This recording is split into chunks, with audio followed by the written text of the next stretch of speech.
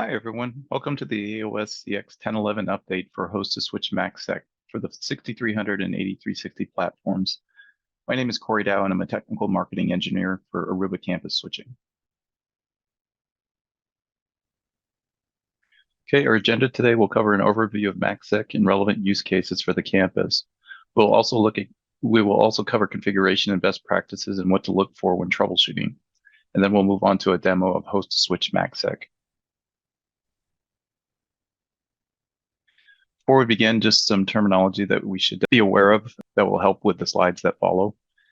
So it's some terminology for 802.1x, just to be aware of authentication server. It stands for a trusted server, in this case, Radius, that can receive and respond to requests for network access. Authenticator is a network device that can allow or block a data link between a client entity and a network.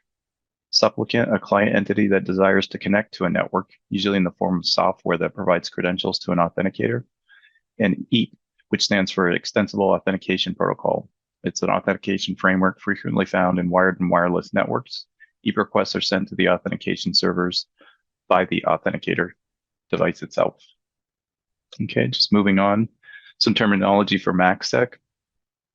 So MKA stands for MACsec Key Agreement Protocol. This protocol is responsible for discovering peers, provides session keys, and manages encryption keys. CAK stands for Connectivity Association Key. It's used by MKA to derive a transient session key called the SAC. CKN is a connectivity key name used as a container for storing the CAK. CKN is transmitted across the wire in clear text to assist the peer in validating the CAK. And finally, the MSK, which stands for Master Secret Key. This is generated during an EAP exchange where the supplicant and the authenticator use the MSK to generate the CAK and the CKN. It's worth noting that the master secret key is only used during EAP, and it's not used when pre-shared key is used with MACsec. Okay, just providing an overview of MACsec. It's nothing new. MACsec has been around for quite a while. It essentially provides layer 2 hop-by-hop encryption on point-to-point Ethernet links. It uses the MKA protocols, as just mentioned, and the static connectivity association key, and a combination of data integrity checks and encryption to safeguard the transmitted data. Protects against a range of attacks, including denial of service, man-in-the-middle, and eavesdropping. And I've shown in figure 1 here the MACsec frame format. As you can see, the destination MAC and source MAC are in the clear, and then an 802.1AE header is added, which encrypts the 802.1Q VLAN tags as well as the payload. And this is transmitted out of any port that's secured through MACsec through the ASIC. Okay, use cases for MACsec. Typical use case is switch to switch, where you have point-to-point links directly connected between MACsec capable devices. There are 2 modes, one with pre-shared key where there's a static key that's configured on both ends of the connection, and also dynamic EAP MACsec with 802.1x authenticator with an 802.1x supplicant switch. The keys are derived automatically from the authentication server, and support is typically limited to a small subset of uplink ports. And I've just shown some typical use cases in areas of the network where this gets configured. So figure 1, we can see a central campus building with switches on different floors. In the distributed campus where we have core AG and access switches, where you may want to secure those links. ERPS connected campus, where you have different sites that may be connected miles apart from each other, as well as the data center deployment.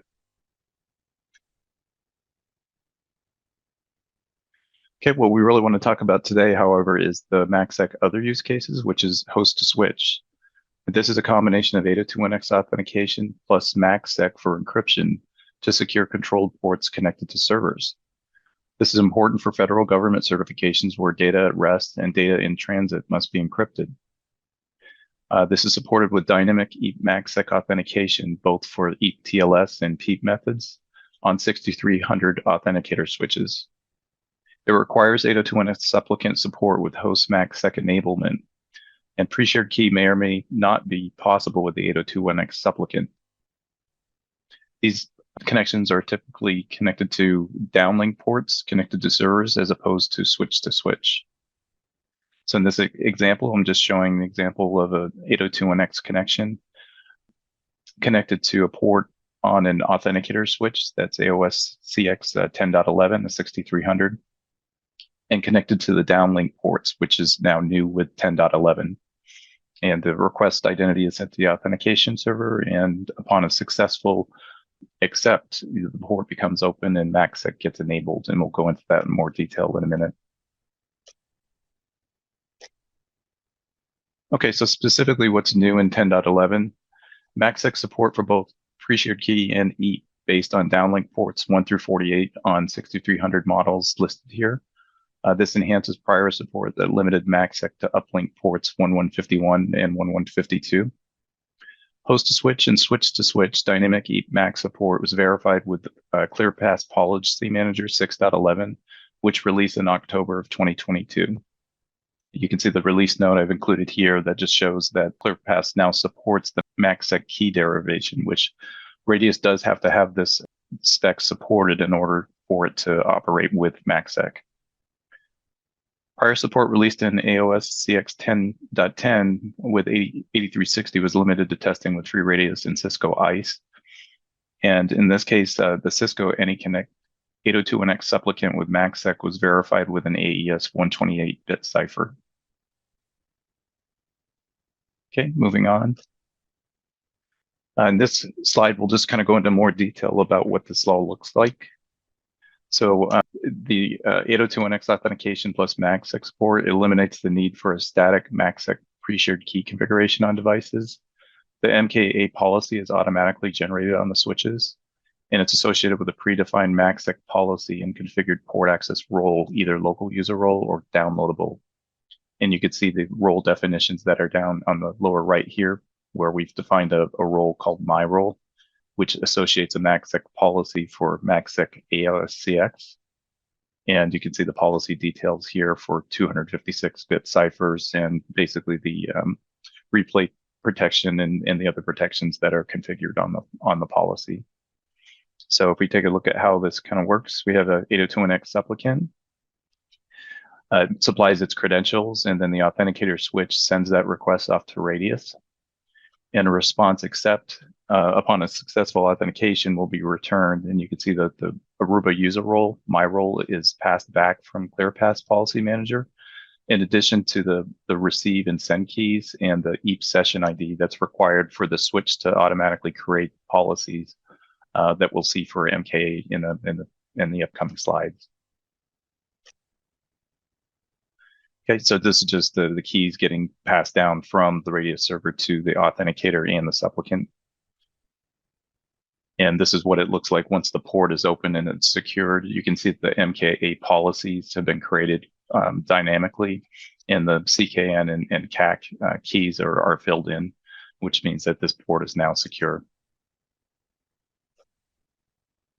Okay, this slide is just showing a parity analysis, which we did with the 10.11 QA, where we had a 6300 8360 supplicant and authenticator switches connected to other devices, both with pre-shared key and 802.1x. And this is the outcome of that testing. So with AOS switch 5400, 3810, 2930M, there's partial support in that pre-shared key works with 6300 and 8360 when you connect the two together, but there's no EAP-TLS MACsec support, so you can't do the dynamic EAP that you can with the 63 and 8360 connected together. The HSC 5940 pre-shared key works with the 6300 and 8360 also. However, just as the case with AOS-S, there's no EAP-TLS supplicant support. And EAP-TLS Authenticator fails to generate the CKN and CAC keys with the 6300 8360 supplicant. That issue has been filed with H3C, and we're awaiting word on potential fixes for that. And so we also tested with the Cisco 9300. Again, pre-shared key works with the 6300 and 8360. And EAP-TLS supplicant fails to start MK with a 6300 8360 authenticator. And that issue has also been filed with Cisco TAC. And EAP-TLS authenticator works with a 6300 or 8360 supplicant and a 9300 authenticator. And then the Cisco AnyConnect software, it's clearly not a switch, but it's the supplicant software that we can use on Windows systems. to verify 802.1x with MACsec. So in this case, EAP-TLS supplicant works. There isn't any PSK or pre-shared key configuration available for Cisco AnyConnect, and we'll see that in an upcoming demo. And also, so EAP-TLS and PEEP both are supported and functional, and the AES-128 cipher needs to be used. There's a 256-bit cipher, but that can only be used with a VPN module. Okay, moving on to limitations, exclusions, and/or caveats. So it's worth noting that this only applies to the dynamic EAP MACsec only. So if we're using pre-shared keys, then these restrictions do not apply. So use of L2 physical interfaces only that are MACsec supported. Route-only ports, L2, L3 lags, and VSX lags are not supported. You want to make sure that you only configure a single MACsec 802.1x supplicant per port, plus the MACsec instance. So that limit would normally be set to 1, which is the default. And you may not use radius VSAs to configure a MACsec policy. The entire MK policy is dynamically generated on the switch. And the MACsec role must come via the role in the case of the authenticator and the supplicant policy in the case of the supplicant, which we saw in the previous slides. Okay, so configuration, there's not really any differences with 10.11 as far as configuration is concerned. EAP-TLS MACsec was introduced in the 10.10 TOI, and so these slides are pretty much taken straight from that TOI. So we create a MACsec policy, you identify the cipher suites and the protections that you want. Then you create an MKA policy, but this is no longer needed with dynamic EAP MACsec because these keys will get pushed down by the radius server. So this configuration is no longer required on the authenticator or the supplicant switch. Okay, we want to create a port access role to assign the switch authenticating itself via 802.1x. And so in this case, we create the port access role and we associate the MACsec policy with that role. And then that role is passed down through radius. And then finally, you want to enable 802.1x globally and associate the radius server group. Okay, this slide is all it's doing is just showing you the port level configuration required for getting this going. So you'd see that this port has a .1x authenticator enabled. So there would be the supplicant downstream from this. And then you enable MACsec just through the 802.1x configuration. You enable MACsec just through the commands you see there. Okay, and this slide shows you the other side of the equation, which is the supplicant configuration example. In this case, it's configured on a switch. So the switch is going to be a supplicant switch to an authenticator that's connected to it. You want to create a certificate that can be used for EAP authentication, get it signed by the CA for the environment, and then you use this command to apply that certificate to the .1x supplicant role.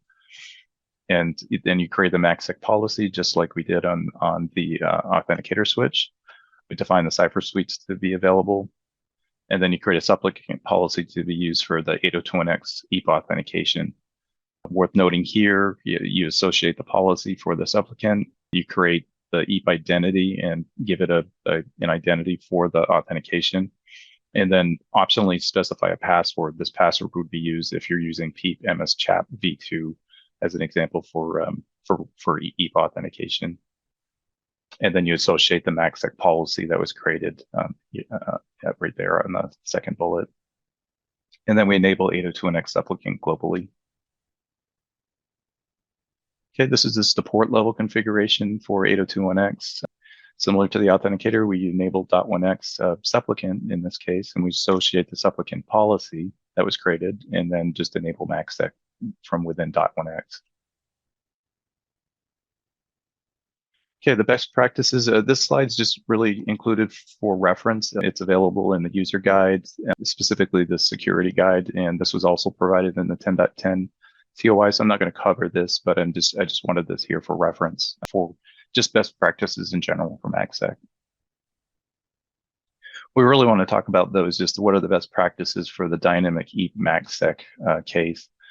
And so these are the practices that are recommended for deploying the policies. So for connecting Cisco AnyConnect supplicants, we want to make sure to use a MKA CAK linked of 16 from the default of 32. Otherwise, the port won't come up and stay consistently secured through MACsec. It'll flap. So we need that configuration in place. We want to implement EAP-TLS authentication over protected EAP. This gives additional security due to X509 digital certificate exchanges, where you don't have to rely on a password, which would be the case with PEEP and MS-CHAP v2. And if you're unsure if the peer interface supports MACsec, you want to use a MACsec policy with secure mode configured as should secure. This allows the port to switch to a non-MACsec channel if the peer doesn't send any NKA frames after 802.1x authentication. The port will still open after 802.1x authentication, but clearly MACsec won't be in use in that instance. And should I configure EAP-based MACsec over pre-shared key for switch-to-switch connections? As we saw in the test interoperability, PSK is generally recommended because it has the best track record for multi-interoperability.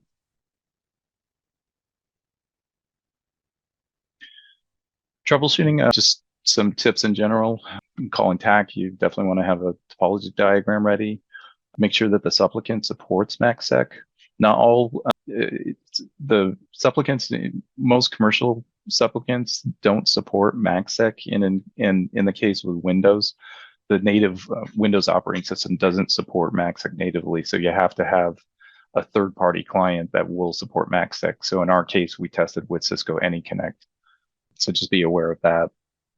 Also, like the Red Hat Enterprise Linux does have MACsec enabled with the WPA supplicant, so that's another operating system that does provide support. But just be aware that not all operating systems will provide support natively. And so we want to make sure that we use supported radius servers that implement the MACsec standard. As we can see in both the deployment models, Cisco IA's free radius ClearPath 611 have been verified. So those will all work with the MACsec 802.1x. And we want to use the supported MACsec 6300 downlink ports for the host to switch connections. And again, this is all what's new with 10.11. We didn't have prior support for ports 1 through 48 on these models. We only had ports 51 and 52 prior to 10.11. So recommended troubleshooting flow, you'd want to verify EAP-TLS authentication is successful without MACsec enabled first, just to get that out of the way, and just make sure that the authentication succeeds before you try to attempt MACsec. And if that's successful and you find that the MACsec policies aren't working correctly, you may want to disable 802.1x temporarily and just try the switch MACsec with pre-shared key to ensure that the ports are MACsec capable. And this will also kind of eliminate the radius server from the equation, because there is radius server support that needs to be implemented for that to work correctly. And just following on the troubleshooting, if all that pans out correctly, you want to make sure that the radius server response accept passes the attribute value pairs for each key name and then the receive and send keys. And then also check that the MACsec cipher suites match on the supplicant and the authenticator. And then finally, just their commands, which we'll see on some of the following slides, just show MACsec status with show MACsec status and show MK policy commands.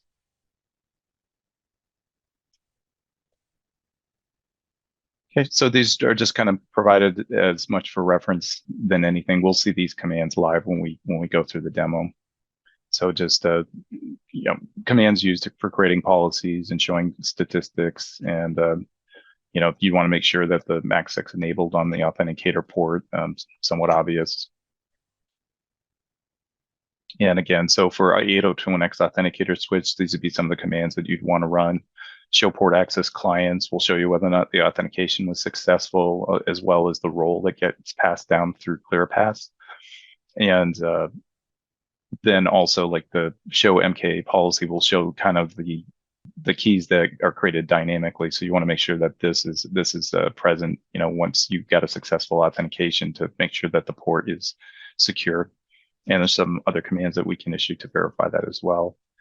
And then just an example here, when you have your port access role created, you want to just make sure you've got the MACsec policy assigned to it. If you forget this step, obviously, it won't be able to secure the port.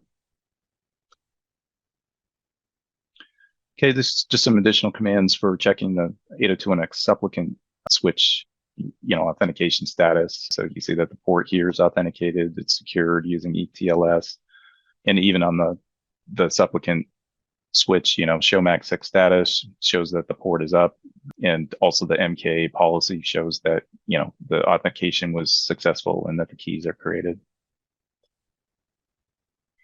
Okay, these are just some general steps for troubleshooting the feature. So debug logs are available for MACsec. You want to issue the debug MACsec all command for verbose logs when debugging issues. Use the copy support files feature MACsec and copy diag dump feature MACsec commands to capture diagnostic data specific to MACsec. When it doesn't work between the two endpoints, you want to verify that the MK session is secured on both the sides. That's through the CLI command. And when the MK sessions between the two MACsec endpoints, if they're flapping continuously between secured and unsecured, verify that the cipher suite advertised is supported on the peer, and verify that the confidentiality offset configuration is identical on the MACsec peers.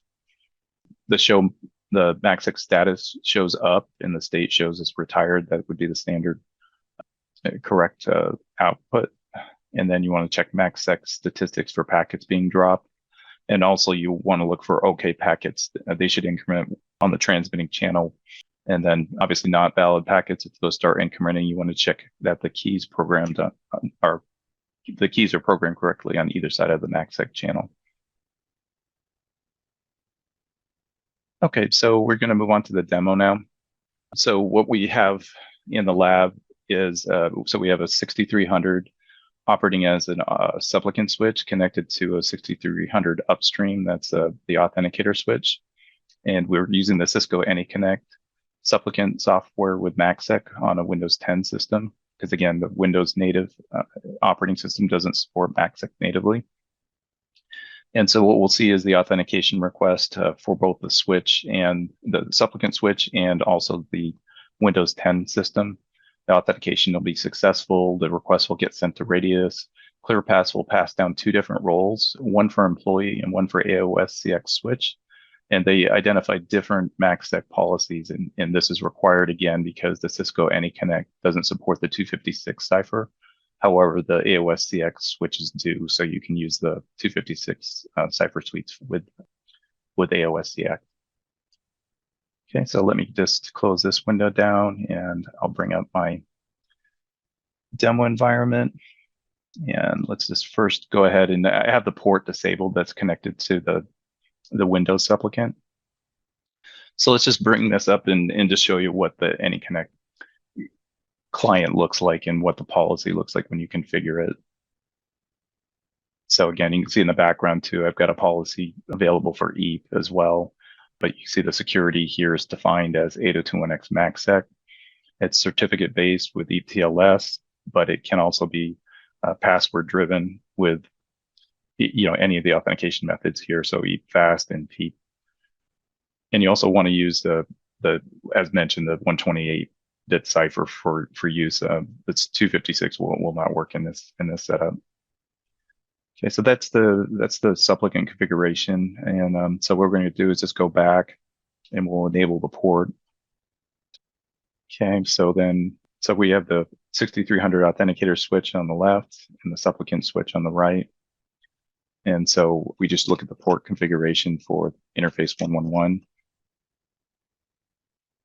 And again, this is connected to the supplicant, the Cisco AnyConnect supplicant. We have the port shut down at the moment, so what we're going to do is just enable this.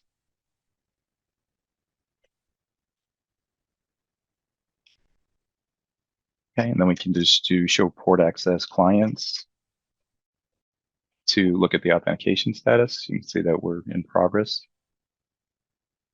Okay, and we succeeded. You can see that port 11 is now open.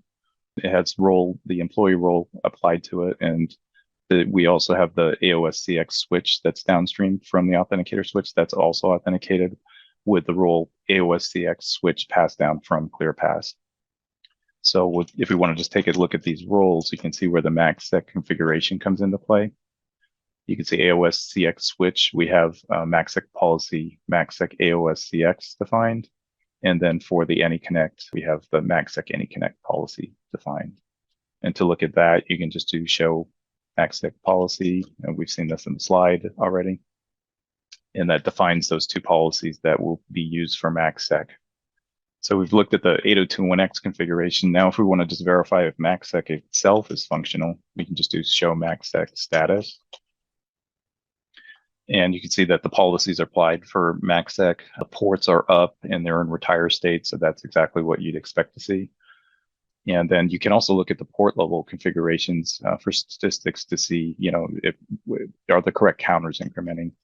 So if we do show port access client, or no, I'm sorry, let's see, it's show MACsec statistics, interface 111.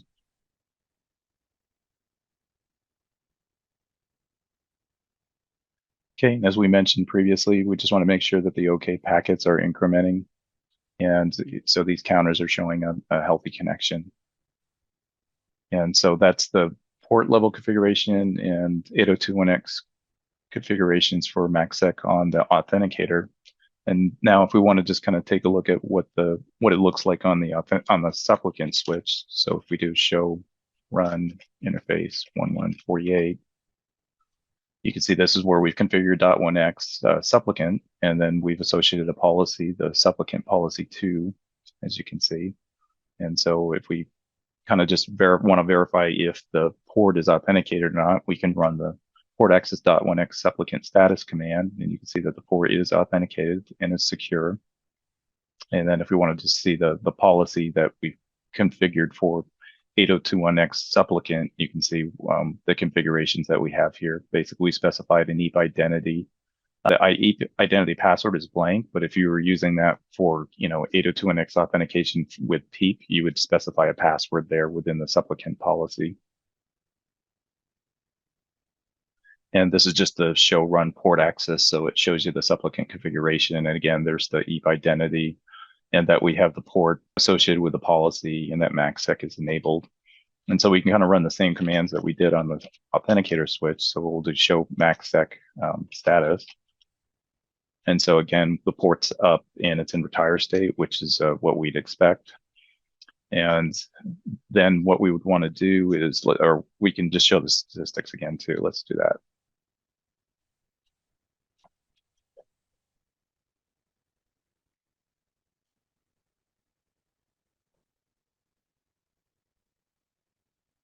Okay, and then the same thing is true here. You can see the OK packets are incrementing. Oh, and that's the other thing I wanted to show is just the MKA policy. So if we do show MKA policy on both sides, you can see that the EAP-TLS is the authentication method, and that the CKN and the CAC keys are automatically created here for the ports in both cases. So we know that this port is authenticated, it's secure, and MACsec is enabled.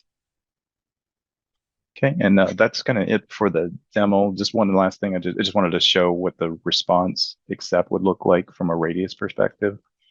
So this is after one of the successful authentications. The radius is going to pass down and access accept. And this is where you'd want to just kind of make sure that the appropriate keys are sent down. So you'd have the send and receive keys here, as well as the EAP key name attribute that needs to be sent. Specifically, EAP key name would reference the session ID for EAP. And those three attributes are used by the switches to automatically create the MKA policy. If you don't have these sent by radius, then that would be a reason why you don't have a secure MACsec connection following a post 802.1x authentication. So you want to make sure that the radius server definitely does support the standard. Okay, so let's move back to the presentation now. I've just defined some additional resources here, references for the standards for 802.1x and MACsec, as well as in bold, this is the radius support, that the spec that I mentioned for what we just added in ClearPass with the release in October. And there weren't a lot of papers that really did a good job, I thought, of describing MACsec with different key usages and that sort of thing. So I just provided this link down below, which is a good reference for how the keys work, in different use cases involving pre-shared key and 802.1x. Thank you for your time and your attention. If you have any questions, feel free to reach out to me.